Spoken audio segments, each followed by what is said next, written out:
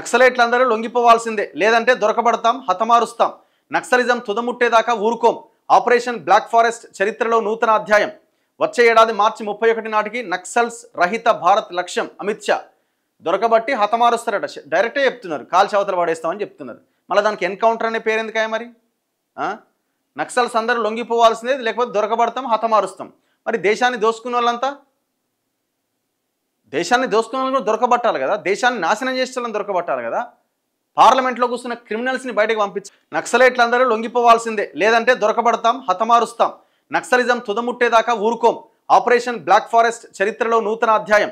వచ్చే ఏడాది మార్చి 31 నాటికి నక్సల్స్ రహిత భారత్ లక్ష్యం. అమిత్ షా దొరకబట్టి హతమారుస్తారట. డైరెక్టే చెప్తున్నారు, కాల్చి అవతల పడేస్తామని చెప్తున్నారు. మళ్ళీ దానికి ఎన్కౌంటర్ అనే పేరు ఎందుకాయ మరి?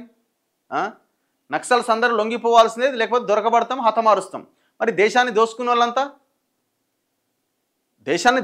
దొరకబట్టాలి కదా, దేశాన్ని నాశనం చేసేవాళ్ళని దొరకబట్టాలి కదా. పార్లమెంట్లో కూర్చున్న క్రిమినల్స్ని బయటకు పంపించాలి కదా.